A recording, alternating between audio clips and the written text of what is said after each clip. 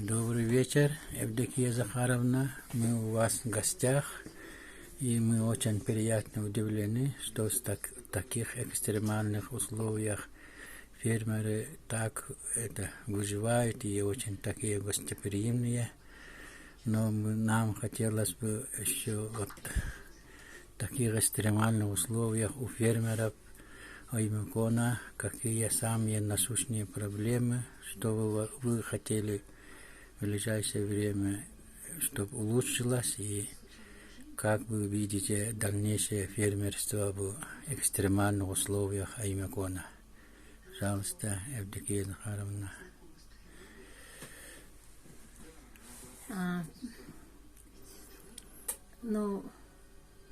Увлечение коров, разведение крыс. Вот я с 2011 года, 2005 года работаю в фермерском хозяйстве. И самая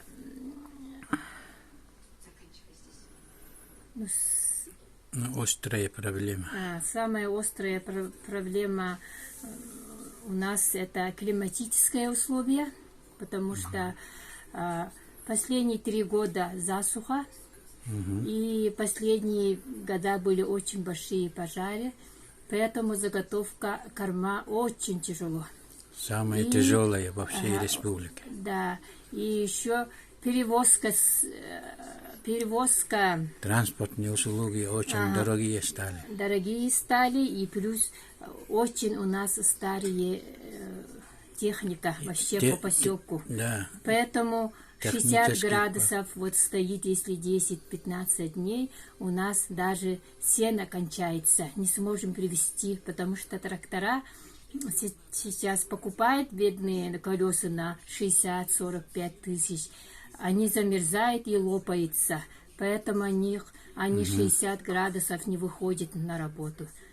И плюс подорожание соляры очень-очень им надо. Когда очень холодно, да, очень много соляры они расходуют. Приходится издалека еще везти. Например, из Тамтора 40 километров, еще с Сардонгноха надо перевезти. Это сколько-то километров, чтобы одно сток сена привезти. Сколько соляр уходит. Потому что засуха и кормопроизводство, кормозаготовка очень острые проблемы. Но не говорю, что у нас государство или Минсельхоз не помогает. Они дают на голову, да, сегодняшний день эта цена отвечает. Например, перевозка одного стога иногда бывает 2 тонны, иногда 1,5, иногда 3 тонны, да, а корова выходит 3 тонны. Мы иногда 3 стога перевозят у нас, по 2, по 3, по 2 и 1,5 тонн. Это будет у нас, например, с Тамтора привезти один рейс 18 тысяч, потому что мы в прошлом году сено не у нас не растет из-за засухи, поэтому мы сено косили в сторону Сардонох и Тамтор. Там очень проезд на транспортные расходы очень большие. Сверхбольшие, надо сказать. Поэтому на одну корову мы сейчас расходуем не сегодняшний день 37, а фермерам 45 тысяч даете, а мы расходуем где-то 75 тысяч на одну корову. На одну голову крупного. И еще цена на сено росла когда я организовалась, была 500 рублей, сегодняшний день 10 тысяч. Это за тонну. На одну. За сено мы 30 оплачиваем, еще плюс на рейсовые расходы, на транспортные расходы. Если 3 тонны 2 раза привезу со стороны Тамтора, это будет у нас 36 тысяч. Это всего получается 66 тысяч на одну голову. Поэтому мы сегодняшний день, который сделано нам обязательный налог, даже я очень старательная была платить налоги. Я сейчас налоги плачу через год, потому что в этом году я платила 2021 год, а следующий год я буду платить 2022 год, потому что Не могу, никак не могу. Все, что выжили мои коровы, которые сейчас содерживаю, их надо кормить и поить и держать коровник. Расходуют уже электричество, трава. Все надо вовремя заплатить и вовремя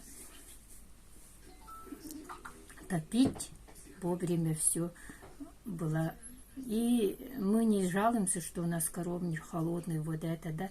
Все равно мы держим своих коров. Но когда здесь приезжают туристы, вот это, в таком холоде, как вы работаете, всегда спрашивают. Без коров, крупного рогатого скота и без коневодства здесь выжить почти вообще невозможно. Ага, это у нас основная работа.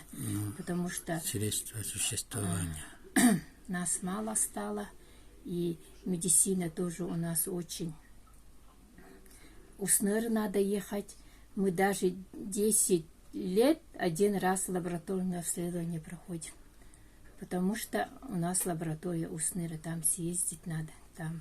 Вообще это уму непостижимо, да? Даже Нет ближе никакой к конторе, хотя бы держали бы лаборанта и работающей нормально.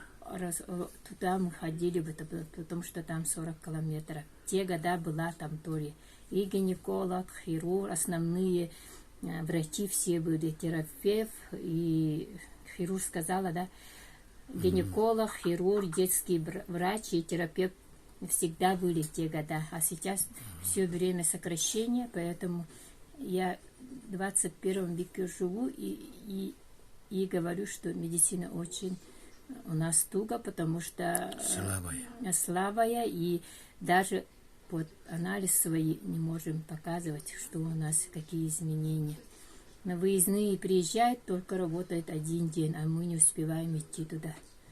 Потому что наши фермы и участки очень от больничного участка далеко стоят. 7 километров, 10 километров, 40 километров. Ныра вообще 500 километров. Ага, вообще мы туда не сходим, когда тяжело не болит. Поэтому надо медицине хотя бы улучшение сделать. Ну, какой-то особый статус или... Да, вот последнее время разговоры ведутся.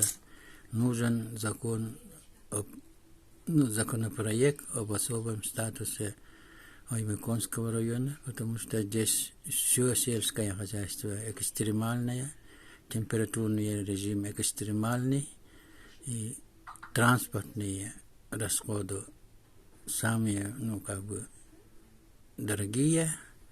Насчет стройматериалов очень дорого, и здесь очень трудно выжить.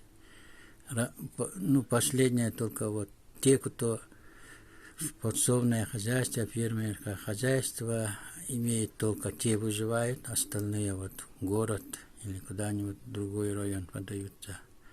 Но вот Оймяконской земле нужны люди,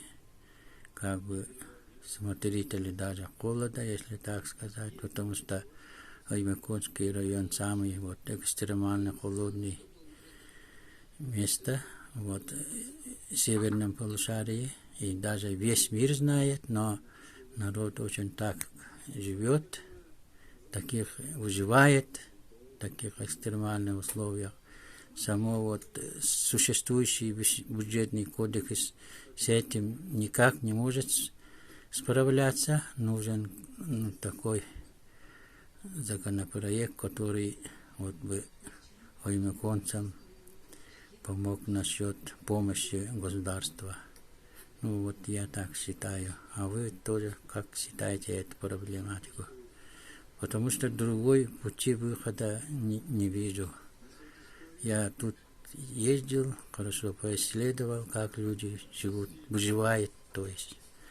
Поэтому, как вы думаете, Евдокия Захаровна, насчет нового законопроекта об особом статусе Оймяконского района? Очень надо, потому что надо, Оймякон это вообще историческое место, надо его сохранить хотя бы оставшееся население, да? Да. Чтобы статус или какой-то закон был другой.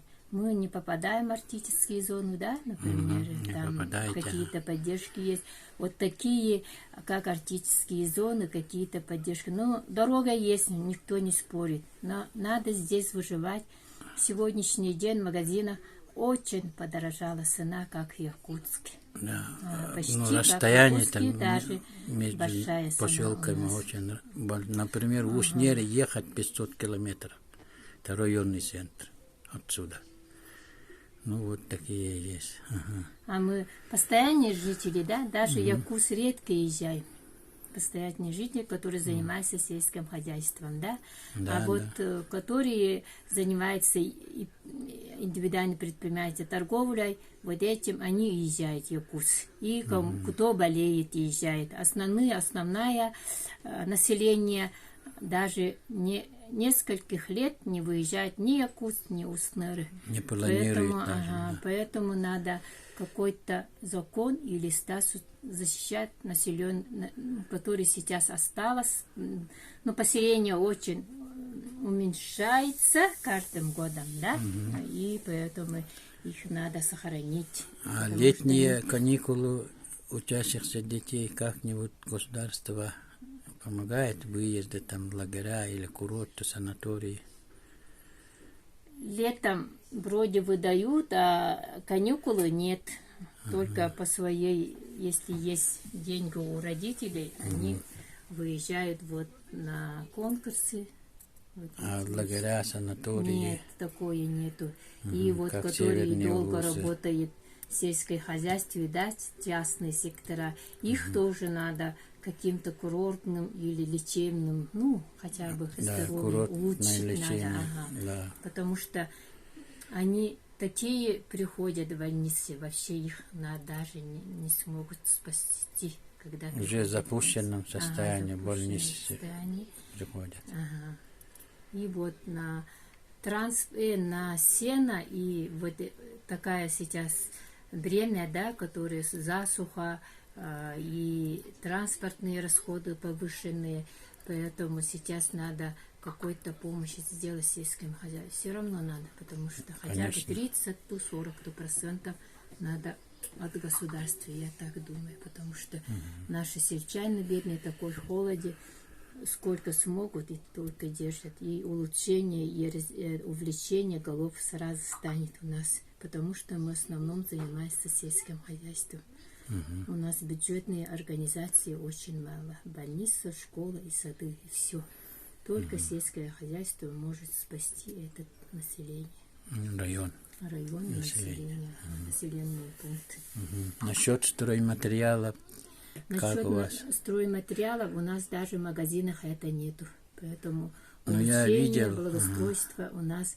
Кто перевозит, смогут перевозить. Даже остальные перевозят только, как называется, что хотят, делают, а остальное стоит, потому что нет какой-то шуруп, нет какой-то запчасти, поэтому надо с этой стороны тоже помочь, потому что мы живем в 21 веку. Строиться очень трудно. Строиться очень трудно, утепление надо у нас сильное по домам, благоустройство.